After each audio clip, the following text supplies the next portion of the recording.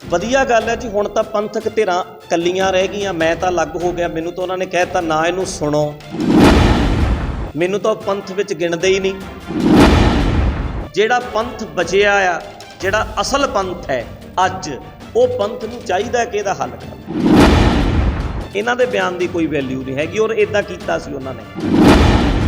सत श्री अकाल, मैं अनीता शर्मा, खबर लैने पटियाला तो। कोटकपुरा गोलीकांड नूं लैके गठित की गई नवीं SIT ਵੱਲੋਂ पुछ पड़ताल का सिलसिला लगातार जारी है।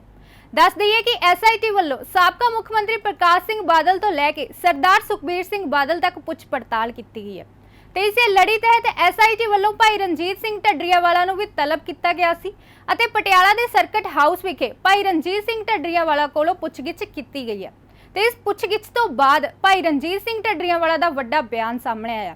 इस मौके उन्होंने आख्या कि उस समय की सरकार वालों सही तरीके नाल कार्रवाई नहीं की गई सी, क्योंकि सरकार जिसकी अगवाई बिना एक पत्ता भी नहीं हिल सकता, उस सरकार नूं इन्नी वड्डी घटना बारे कोई भी जानकारी ना होवे, यह गल बिल्कुल भी संभव नहीं है। तो इस मौके उन्होंने होर की जानकारी दी है, आओ सुनते हैं। वधिया गल है जी। हुण तां पंथक धिरां कल्लियां रह गईयां, मैं तां अलग हो गया। मैनूं तां उन्होंने कह दित्ता ना इहनूं सुणो, ना इहनूं शेयर करो, मैनूं तां पंथ विच गिणदे ही नहीं, मैनू तो पंथ का हिस्सा ही नहीं गिणते। अकाल तख्त साहब ने कहा है भी ये तो इनू सुनिया ना जाए, इनू शेयर ना किया जाए। मैं अपने तरीके नाल अपनी गल करदा। जिहड़ा पंथ बचिया आ, जिहड़ा असल पंथ है अज, वो पंथ नूं चाहीदा कि इहदा हल कर ले। मैनू तो गिणदे ही नहीं ना विच। जथेदार देखो, जे बाबे जरनैल सिंह हुणां ने कोई गल कीती सी तां उन्हां दे बयान की कोई वैल्यू होऊगी, पर ਜਿਹੜੇ जथेदार ने इन्हां दे बयान की वैल्यू की है, अज बयान देंदे ने, कल नूं कहणगे मैं वापस ले लिया, मेरे बयान नूं तोड़ मरोड़ के पेश करता। इन्हां दे बयान की कोई वैल्यू नहीं हैगी और इदां कीता सी उन्हां ने। वो जिहड़ा बयान दिता सी, वो बयान इन्हां ने वापस ले लिया। नहीं, इदां दी गल चाहे कोई भी है, RSS दीयां जिहड़ियां इदां दीयां नीतियां, एक राष्ट्रवाद बनाउणा जां इक्को ही हिंदू राष्ट्र, ये ठीक नहीं गल्लां। इत्थे बहु गिणती लोक रहिंदे है, बहु धर्मी लोक रहिंदे है, ਵੱਖਰੇ ਵੱਖਰੇ ਢੰਗਾਂ ਨਾਲ ਉਹਨਾਂ ਨੂੰ ਜਿਉਣ ਦਾ ਹੱਕ ਹੋਣਾ ਚਾਹੀਦਾ। ਕੋਈ ਵੀ ਬੰਦਾ ਜਿਹੜਾ ਇਦਾਂ ਦੀ ਕੱਟੜ ਸੋਚ ਰੱਖ ਕੇ ਬੈਠਾ ਹੈ, ਚਾਹੇ ਉਹ ਕੋਈ ਮੋਹਨ ਭਾਗਵਤ ਹੈ ਤੇ ਚਾਹੇ ਉਹ ਕੋਈ ਸਾਡਾ ਸਿੱਖ ਹੈ, ਜਿਹੜਾ ਇੱਕ ਨੂੰ ਚਾਹੁੰਦਾ ਬਾਕੀ ਸਾਰੇ ਖਤਮ ਹੋ ਜਾਣ, ਇਹ ਸੋਚ ਠੀਕ ਨਹੀਂ। ਹਰ ਕੋਲ ਬਹਾਨਾ ਹੋ ਜਾਏਗਾ ਵੀ ਹੁਣ ਇਹ ਹੀ ਨਹੀਂ, ਗਵਾਹ ਹੀ ਨਹੀਂ ਆਏ। ਜਿਹੜੇ ਉਸ ਵੇਲੇ ਮੌਕੇ ਦੇ ਗਵਾਹ ਸੀ, ਉਹਨਾਂ ਨੂੰ ਜਾਣਾ ਚਾਹੀਦਾ ਹੈ, ਵੇਖਣਾ ਚਾਹੀਦਾ ਹੈ। ਔਰ ਉਮੀਦ ਅਸੀਂ ਕਦੇ ਵੀ ਨਹੀਂ ਛੱਡ ਸਕਦੇ, ਉਮੀਦ ਤਾਂ ਕਰਦੇ ਹੀ ਹਾਂ ਕਿ ਉਹਦਾ ਇਨਸਾਫ ਮਿਲੇਗਾ। राजनीतिक पार्टियां सियासी मुद्दे वजों उभार रही है, हाँ जी, की लगता है उभारना चाहिए जबकि धर्म की गल है। नहीं, गल धर्म की है तो सारिਆਂ ਨੂੰ सोचना ही चाहिए है कि गुरु ग्रंथ साहब सारिਆਂ ਦੇ ਸਾਂਝੇ ਹਨ ਤੇ एक चैलेंज करके इश्तिहार ला के ਤੇ ਜਦੋਂ ਤੁਸੀਂ ਬੇਅਦਬੀ ਕਰੋਗੇ गुरु ग्रंथ साहब ਦੀ ਤਾਂ ਉਹ बड़ा ਵੱਡਾ ਮੁੱਦਾ ਸੀ और ये किसी का भी नहीं होना चाहिए। तो ये मुद्दा तो हैगा ही है। उस वेले दे प्रशासन नूं चाहिदा सी कि नाले उस वेले तो जिन्हों असी अपनी सरकार कहने सिखां दी सरकार सी, उस वेले तो चाहिदा सी इन्हां नूं कि गुरु ग्रंथ साहब जी दा जिहड़ा इंसाफ है, जो बेअदबी उत्थे होई सी, उहदा इंसाफ सही तरीके नाल दिता जाना चाहिदा सी। उहदा मास्टर माइंड लभण दी बजाए कि जिन्हां ने गुरु ग्रंथ साहब की बेअदबी कीती है, मास्टर माइंड लभण की बजाए रोस धरने में बैठिया संगतां उत्ते लाठी चार्ज कर दिता गया, जो कि बड़ा गलत सी।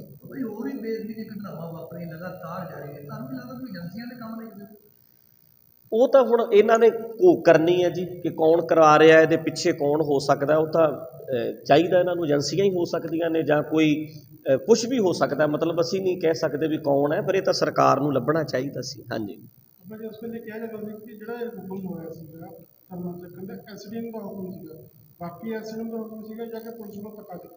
मेरा मनना यह है जी, मैं उत्थे भी सिट विच बोल के आया बई पत्ता भी हिलदा आ, उहदा सरकार नूं पता हुंदा है। जिहड़ा मुद्दा एडा वड्डा सी और साडे वर्गे बंदे जां जिहड़े भी प्रचारक सी जां कुछ मोतबर बंदे उत्थे बैठे है और सारा पंजाब बंद हो गया है, तो ये इकल्ले प्रशासन का अपना निजी फैसला नहीं हो सकता। सरकार तो उस वेले दे वड्डे लीडरां तो पुछे बिना लाठी चार्ज नहीं हो सकता। जे लाठी चार्ज होया है, जे अथरू गैस के गोले सिट्टे गए है, जे उत्थे जो भी होया है, उहदे विच ये नहीं हो सकता कि उस वेले दे प्रमुख ਲੀਡਰਾਂ ਨੂੰ ਇਹਦੇ ਬਾਰੇ ਪਤਾ ਨਾ ਹੋਵੇ। ਵੱਡੇ ਆਫਿਸਰਾਂ ਨੂੰ ਵੀ ਪਤਾ ਸੀ ਤੇ ਮੇਨ ਲੀਡਰਾਂ ਨੂੰ ਵੀ ਪਤਾ ਸੀ, ਕਿਉਂਕਿ ਘਟਨਾ ਵਰਲਡ ਵਾਈਡ ਇਹ ਫੈਲ ਚੁੱਕੀ ਸੀ। ਸਾਰੇ ਸੰਸਾਰ ਪੱਧਰ ਤੇ ਉਹਦਾ ਜ਼ਿਕਰ ਹੋ ਰਿਹਾ ਸੀ। ਕੱਲਾ ਕੱਲਾ ਸਿੱਖ ਉਦੋਂ ਰੌਲਾ ਪਾ ਰਿਹਾ ਸੀ, ਤਾਂ ਸਰਕਾਰ ਨੂੰ ਕਿਵੇਂ ਨਹੀਂ ਪਤਾ ਹੋਏਗਾ ਵੀ ਕੀ ਬਰਗਾੜੀ ਵਿੱਚ ਇੰਨੇ ਬੰਦੇ ਬੈਠੇ ਹੈ, ਕੌਣ ਕੌਣ ਬੰਦੇ ਬੈਠੇ ਹੈ, ਉਹਨਾਂ ਤੇ ਲਾਠੀ ਚਾਰਜ ਹੋਣ ਲੱਗਿਆ। ਇਹ ਉਹਨਾਂ ਨੂੰ ਸਾਰਾ ਪਤਾ ਹੋਏਗਾ, ਅੱਜ ਚਾਹੇ ਉਹ ਮੁੱਕਰ ਜਾਣ। ਕਿੰਨੇ ਸਵਾਲ ਹੈ ਤੁਹਾਡੇ ਕੋਲ ਜਿਹੜੇ ਪੂਰੀ ਕੋਸ਼ਿਸ਼ ਦੇ ਵਿੱਚ ਕੀਤੇ ਗਏ, ਔਰ ਪੁਰਾਣੀ ਐਸਆਈਟੀ ਤੋਂ ਔਰ ਹੁਣ ਵਾਲੀ ਐਸਆਈਟੀ ਦੇ ਵਿੱਚ ਕੋਈ ਸਵਾਲਾਂ ਦੇ ਵਿੱਚ ਫਰਕ ਨਜ਼ਰ ਆਇਆ ਤੁਹਾਨੂੰ? ਨਹੀਂ, ਸਵਾਲ ਤਾਂ ਇੱਕੋ ਜਿਹੇ ਹੀ ਹੈ ਸਾਰਿਆਂ ਦੇ ਵੀ ਕੀ ਤੁਸੀਂ ਉੱਥੇ ਜੋ ਹੋਇਆ ਤੁਸੀਂ ਸਾਨੂੰ ਬਿਆਨ ਕਰ ਦਿਓ।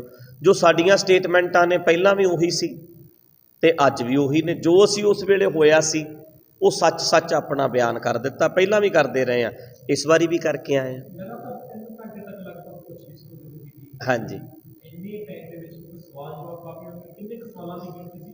ਕੀ ਉਹ ਪਹਿਲਾਂ ਕੋਈ ਲਿਸਟ ਲੈ ਕੇ ਬੈਠੇ ਸੀ ਜਾਂ ਗੱਲਾਂ ਦੇ ਨਹੀਂ, ਇੱਦਾਂ ਨਹੀਂ। ਉਹ ਖੁੱਲ੍ਹ ਕੇ ਹੌਲੀ ਹੌਲੀ ਸਮਝਣਾ ਚਾਹ ਰਹੇ ਸੀ, ਬਰੀਕੀਆਂ ਕਈ ਗੱਲਾਂ ਦੀਆਂ ਵੀ SGPC ਦਾ ਸਿਸਟਮ ਕੀ ਹੈ, ਜਾਂ ਜਿਹੜੇ ਆਪਾਂ ਕੁਝ ਪ੍ਰਚਾਰਕ ਨੇ ਜਿਹੜੇ ਲੌਜੀਕਲ ਗੱਲ ਕਰਦੇ ਨੇ, ਕੁਝ ਪ੍ਰਚਾਰਕ ਨੇ ਜਿਹੜੇ ਪੁਰਾਣੀਆਂ ਪਰੰਪਰਾਵਾਂ ਨੂੰ ਮੰਨਣ ਵਾਲੇ ਨੇ।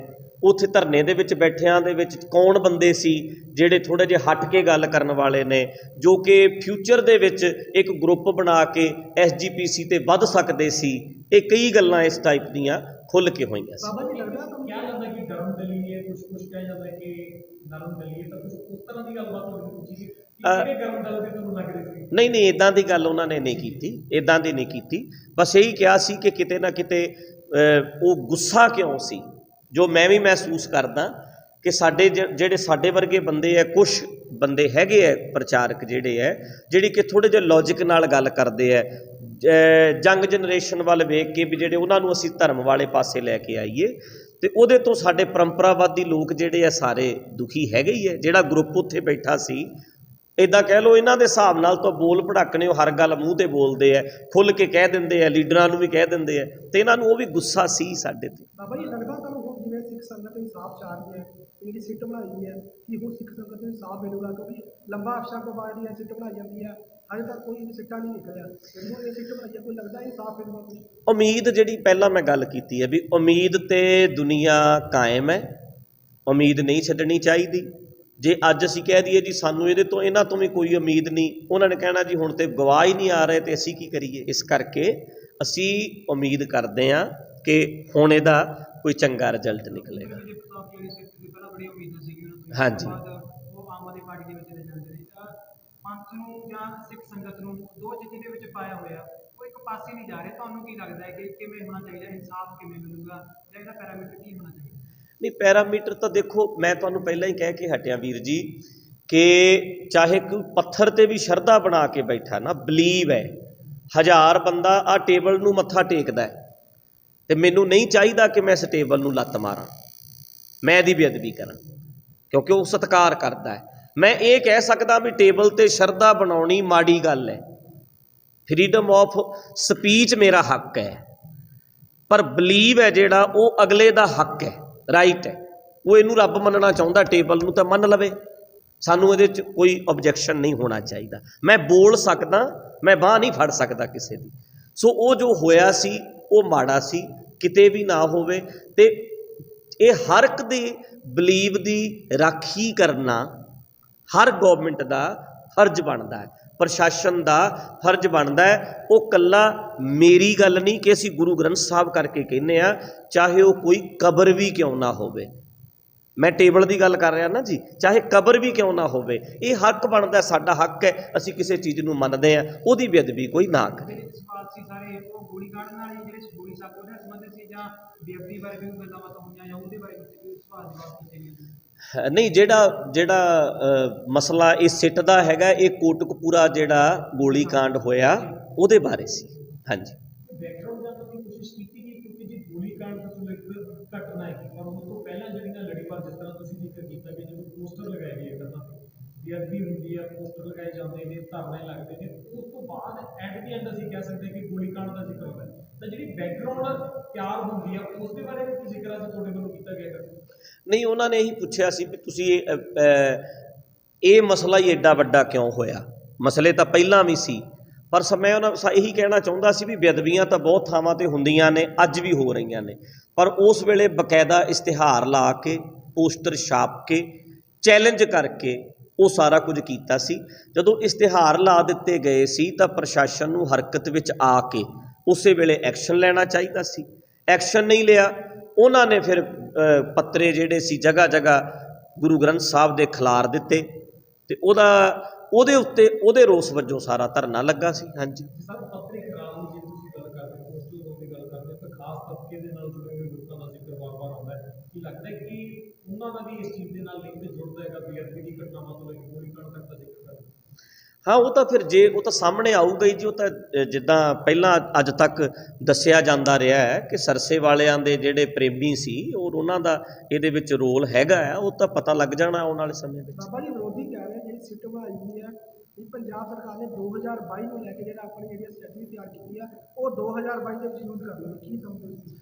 ਕੁਛ ਵੀ ਉਹ ਤਾਂ ਸੋਚਿਆ ਜਾ ਸਕਦਾ ਜੀ। ਉਹ ਤਾਂ ਇੱਕ ਦੂਜੇ ਦੇ ਉੱਤੇ ਰਾਜਨੀਤਿਕ ਪਾਰਟੀਆਂ ਨੂੰ ਕਹਿਣਾ ਹੀ ਹੁੰਦਾ, ਉਹਨਾਂ ਨੇ ਸਾਰੇ ਕਹਿ ਰਹੇ ਆ। ਹਾਂਜੀ, 2017 ਦੇ ਇਲੈਕਸ਼ਨ ਦੇ ਵਿੱਚ ਇਹ ਮੁੱਦਾ ਕਾਫੀ ਭਾਰੀ ਰਹੇਗਾ, ਚਾਹੇ ਅਸੀਂ ਡਰੱਗ ਦੀ ਗੱਲ ਕਰ ਲਈਏ, ਦੂਸਰਾ ਬੇਅਦਬੀਆਂ ਦਾ ਔਰ ਗੋਲੀकांड ਦਾ। 2022 ਦੇ ਇਲੈਕਸ਼ਨ ਆ ਗਏ, ਕੈਪਟਨ ਅਮਰਿੰਦਰ ਸਿੰਘ ਕਹਿ ਰਿਹਾ ਕਿ 4 ਹਫ਼ਤਿਆਂ 'ਚ ਇਨਸਾਫ ਦਿਵਾਵਾਂਗੇ। 22 ਤੋਂ 6 ਮਹੀਨੇ ਪਹਿਲਾਂ ਆ ਕੇ ਫਿਰ ਉਹੀ ਤਰ੍ਹਾਂ ਉਸੇ ਤਰ੍ਹਾਂ ਮੁੱਦੇ ਨੂੰ ਇੱਕ ਵਾਰ ਫਿਰ ਉਛਾਲਿਆ ਜਾ ਰਿਹਾ। ਕੀ ਲੱਗਦਾ ਕਿ ਸਰਕਾਰਾਂ ਵੱਲੋਂ ਵੀ ਇੱਕ ਤਰੀਕੇ ਦੇ ਨਾਲ ਇਲੈਕਸ਼ਨ ਦੇ ਤੌਰ 'ਤੇ ਇਸ ਏਜੰਡੇ ਨੂੰ ਵਰਤਿਆ ਜਾ ਰਿਹਾ? ਨਹੀਂ, ਸਾਰੇ ਏਜੰਡੇ ਇਹਨਾਂ ਨੇ ਵਰਤਨੇ ਹੁੰਦੇ ਆ, ਪਰ ਇਹਨਾਂ ਨੂੰ ਗੁਰੂ ਗ੍ਰੰਥ ਸਾਹਿਬ ਵਾਲਾ ਜਿਹੜਾ ਏਜੰਡਾ ਆ ਇਹਨੂੰ ਨਹੀਂ ਵਰਤਣਾ ਚਾਹੀਦਾ। ਜੇ ਇਹਨਾਂ ਨੇ ਕਸਮਾਂ ਖਾਧੀਆਂ ਨੇ ਜਾਂ ਜੇ ਇਹਨਾਂ ਨੇ ਕਿਹਾ ਸੀ ਕਿ ਅਸੀਂ ਬਰਗਾੜੀ ਦਾ ਇਨਸਾਫ ਦਿਵਾਵਾਂਗੇ ਤਾਂ ਉਹ ਦੇਣਾ ਚਾਹੀਦਾ ਹੈ। ਬਾਬਾ ਜੀ, ਕੀ ਲੱਗਦਾ ਨਵੀਂ ਸੀਟ ਇਨਸਾਫ ਦੇ ਪਾਏਗੀ? 619 ਕੀ ਲੱਗਦਾ ਸੀਟ ਦੀ ਜਿਹੜੀ ਕੰਮਕਾਜ ਹੈ ਤੁਹਾਡੇ ਨਾਲ ਗੱਲਬਾਤ ਕੀਤੀ, ਲੱਗਦਾ ਕੋਈ ਹੈ ਇਹਨਾਂ ਦੇ ਅੰਦਰ ਦਮ ਵੀ 619 ਦੇ ਜਿਹੜੇ ਲੋਕ ਨੇ ਉਹਨਾਂ ਨਾਲ ਜੁੜੇ ਹੋਏ ਨੇ ਮਤਲਬ ਇਨਸਾਫ? ਮੈਂ ਪਹਿਲਾਂ ਵੀ ਬੋਲ ਚੁੱਕਿਆ ਜੀ ਤੁਹਾਡੇ ਆਉਣ ਤੋਂ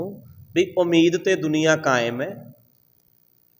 ਪਹਿਲਾਂ 3 ਵਾਰ ਅੱਗੇ ਬਿਆਨ ਦੇ ਕੇ ਆਏ ਆ, 3 ਵਾਰ ਸਿੱਟ ਬਣੀ ਹੈ, ਹੁਣ 4ਥੀ ਵਾਰ ਬਣੀ ਹੈ, ਅਤੇ ਇਸ ਕਰਕੇ ਅਸੀਂ ਤਾਂ ਉਮੀਦ ਹੀ ਕਰ ਸਕਦੇ ਹਾਂ। ਹੁਣ ਜੇ ਇਹ ਨਹੀਂ ਕਹਿ ਸਕਦੇ ਵੀ ਸਾਨੂੰ ਉਮੀਦ ਕੋਈ ਨਹੀਂ, ਅਸੀਂ ਇਹਨਾਂ ਸਾਹਮਣੇ ਜਾਣਾ ਨਹੀਂ, ਜੇ ਅਸੀਂ ਇਹ ਕਵਾਂਗੇ ਤਾਂ ਫਿਰ ਤਾਂ ਉਹਨਾਂ ਕੋਲ ਖੁੱਲ੍ਹਾ ਸੌਖਾ ਹੋ ਗਿਆ ਉਹਨਾਂ ਲਈ ਵੀ ਗਵਾਹ ਹੀ ਨਹੀਂ ਆਏ, ਅਸੀਂ ਕੀ ਕਰੀਏ? ਸਿੱਟ ਅੱਗੇ ਤੋਂ ਬਣੇਗੀ ਹੋਈ ਨਹੀਂ। ਅਸੀਂ ਆਪਣੀ ਜੋ ਸੱਚ ਉੱਥੇ ਹੋਇਆ, ਜੋ ਵੇਖਿਆ, ਉਹ ਜਾ ਕੇ ਇਹਨਾਂ ਦੇ ਸਾਹਮਣੇ ਰੱਖ ਦਿੰਦੇ ਹਾਂ। ਸਾਰੀ ਦੁਨੀਆ ਵੀ ਵੇਖ ਰਹੀ ਹੈ ਵੀ ਸਿੱਟ ਵੀ ਬਣੀ ਸੀ, ਗਵਾਹ ਭੁਗਤੇ ਸੀ, ਫਿਰ ਸਿੱਟ ਬਣੀ ਸੀ, ਫਿਰ ਗਵਾਹ ਭੁਗਤੇ ਸੀ, ਫਿਰ ਸਿੱਟ ਬਣੀ ਸੀ, ਫਿਰ ਗਵਾਹ ਭੁਗਤੇ ਸੀ, ਹੁਣ ਫਿਰ ਸਿੱਟ ਬਣੀ ਹੈ, ਹੁਣ ਫਿਰ ਗਵਾਹ ਭੁਗਤ ਰਹੇ ਹੈ।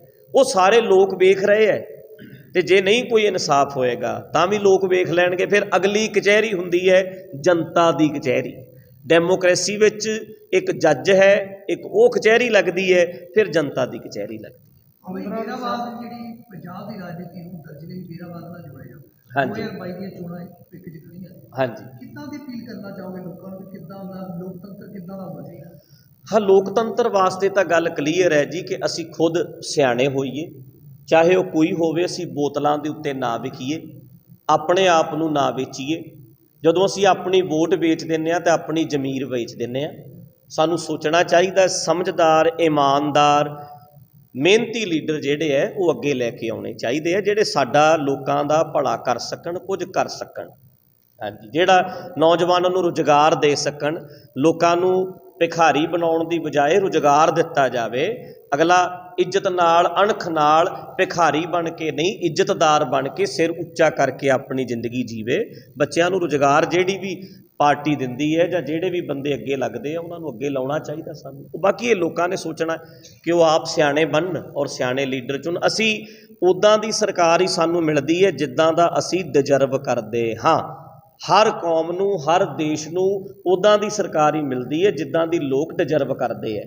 ਜੇ ਅਸੀਂ ਕਹਿੰਦੇ ਹਾਂ ਸਾਡੀਆਂ ਸਰਕਾਰਾਂ ਮਾੜੀਆਂ ਰਹੀਆਂ ਨੇ, ਇਹਦਾ ਮਤਲਬ ਜਿਨ੍ਹਾਂ ਨੇ ਚੁਣੇ ਨੇ ਉਹ ਮਾੜੇ ਹਨ। ਅਤੇ ਜੇ ਉਹ ਚਾਹੁੰਦੇ ਹੈ ਕਿ ਸਰਕਾਰਾਂ ਚੰਗੀਆਂ ਹੋਣ, ਸਿਸਟਮ ਚੰਗਾ ਹੋਵੇ, ਤੇ ਆਪ ਚੰਗੇ ਬਣਨਾ ਪੈਣਾ।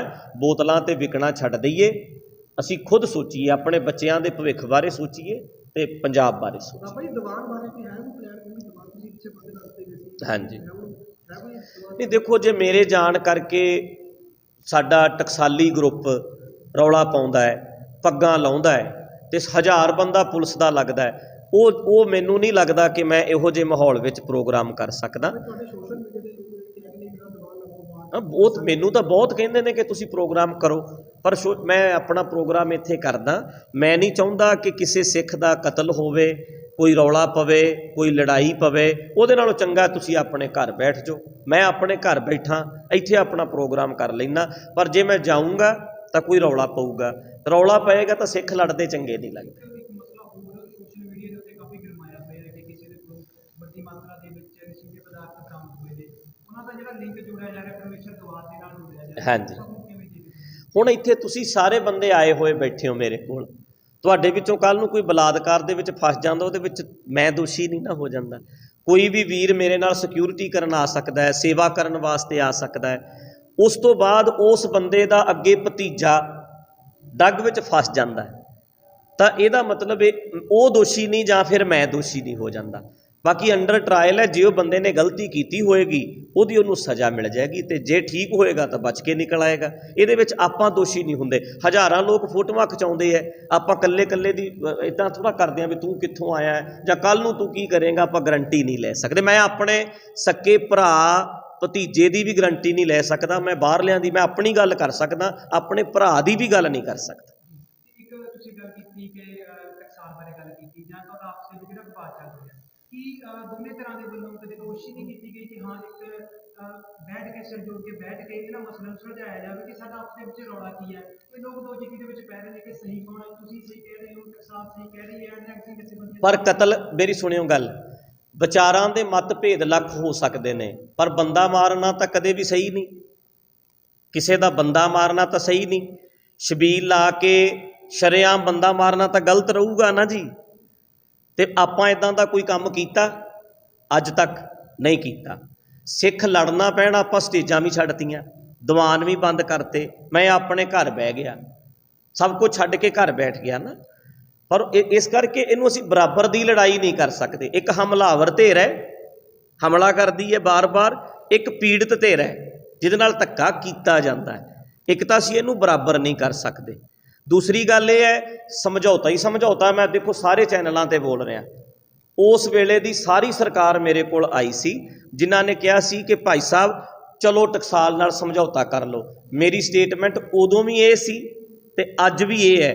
ਉਹਨਾਂ ਨੂੰ ਸਪਸ਼ਟ ਰੂਪ ਵਿੱਚ ਕਹਿਣਾ ਚਾਹੀਦਾ ਹੈ ਕਿ ਸਾਡੇ ਤੋਂ ਬੰਦਾ ਮਾਰਨ ਵਾਲੀ ਗਲਤੀ ਹੋਈ ਸੀ, ਉਹ ਗਲਤੀ ਮੰਨ ਲੈਣਗੇ ਤੇ ਸਮਝੌਤਾ ਹੀ ਸਮਝੌਤਾ। ਹੁਣ ਜੇ ਆਪਾਂ ਕਹੀਏ ਵੀ ਅਗਲੇ ਨੇ ਗਲਤੀ ਵੀ ਨਹੀਂ ਮੰਨਣੀ, ਬੰਦਾ ਵੀ ਮਾਰੂਗਾ ਤੇ ਰਣਜੀਤ ਸਿੰਘ ਜਾ ਕੇ ਸਮਝੌਤਾ ਕਰ ਲਵੇ, ਫਿਰ ਇੰਨਾ ਨੀਵਾਂ ਨਹੀਂ ਹੋਇਆ ਜਾ ਸਕਦਾ। ਹਾਂ, ਉਹ ਕਹਿਣ ਵੀ ਸਾਥੋਂ ਗਲਤੀ ਹੋ ਗਈ, ਆਪਾਂ ਕਹਾਂਗੇ ਆਪਾਂ ਭਰਾ ਠੀਕ ਹੈ, ਤੁਸੀਂ ਗਲਤੀ ਮੰਨੀ। ਫ੍ਰੀ ਲੀਫ ਆਯੁਰਵੈਦਿਕ ਆਇਲ 125 ਬਿਮਾਰੀਆਂ ਦਾ ਸੰਪੂਰਨ ਇਲਾਜ, ਜਿਵੇਂ ਗਠੀਆ, ਸਰਵਾਈਕਲ, ਮਾਈਗ੍ਰੇਨ ਅਤੇ ਸਰੀਰ ਵਿੱਚ ਕਿਸੇ ਵੀ ਕਿਸਮ ਦੀ ਦਰਦ ਕਿਉਂ ਨਾ ਹੁੰਦੀ ਹੋਵੇ, ਇੱਥੋਂ ਤੱਕ ਕਿ ਬਲੌਕੇਜ ਦੇ ਨਾਲ ਬਣੀਆਂ ਕਈ ਬਿਮਾਰੀਆਂ ਦਾ ਇੱਕੋ ਇੱਕ ਇਲਾਜ ਹੈ ਫ੍ਰੀ ਰਿਲੀਫ ਆਯੁਰਵੈਦਿਕ ਆਇਲ, ਯਾਨੀ ਕਿ 125 ਬਿਮਾਰੀਆਂ ਦਾ ਸੰਪੂਰਨ ਇਲਾਜ। ਫ੍ਰੀ ਰਿਲੀਫ ਵਿਜ਼ੀਲੈਕਸ weight lose, ਮੋਟਾਪੇ ਤੋਂ ਪਰੇਸ਼ਾਨ ਹੋਣ ਦੀ ਜ਼ਰੂਰਤ ਨਹੀਂ, ਵਜ਼ਨ ਘਟਾਓ ਤੇ ਖੁਸ਼ ਹੋ ਜਾਓ। ਫ੍ਰੀ ਰਿਲੀਫ ਪਾਵਰ ਮਰਦਾਨਾ ਕਮਜ਼ੋਰੀ ਨੂੰ ਖਤਮ ਕਰਦਾ ਹੈ ਤੇ ਨਰਕ ਭਰੀ ਜ਼ਿੰਦਗੀ ਵਿੱਚ ਲਿਆਉਂਦਾ ਹੈ ਰੌਣਕ। ਫ੍ਰੀ ਰਿਲੀਫ ਪਾਵਰ ਕਬਜ਼ ਤੋਂ ਪਰੇਸ਼ਾਨ ਹੋਣ ਦੀ ਹੁਣ ਜ਼ਰੂਰਤ ਨਹੀਂ ਹੈ। ਕਬਜ਼ ਤੋਂ ਛੁਟਕਾਰਾ ਪਾਉਣ ਲਈ ਆ ਗਿਆ ਕਬਜ਼ ਹਰ ਚੂਰਨ। ਕਬਜ਼ ਹਰ ਚੂਰਨ ਨੂੰ ਅਪਣਾਓ ਤੇ ਕਬਜ਼ ਤੋਂ ਛੁਟਕਾਰਾ ਪਾਓ। ਹੁਣ ਤੱਕ ਲੱਖਾਂ ਮਰੀਜ਼ ਲੈ ਚੁੱਕੇ ਨੇ ਫਾਇਦਾ। ਵਧੇਰੇ ਜਾਣਕਾਰੀ ਲਈ ਤੁਸੀਂ ਸੰਪਰਕ ਕਰ ਸਕਦੇ ਹੋ 94784 84087। ਨੰਬਰ ਇੱਕ ਵਾਰ ਫਿਰ ਤੁਸੀਂ ਨੋਟ ਕਰ ਸਕਦੇ ਹੋ 9478 484087।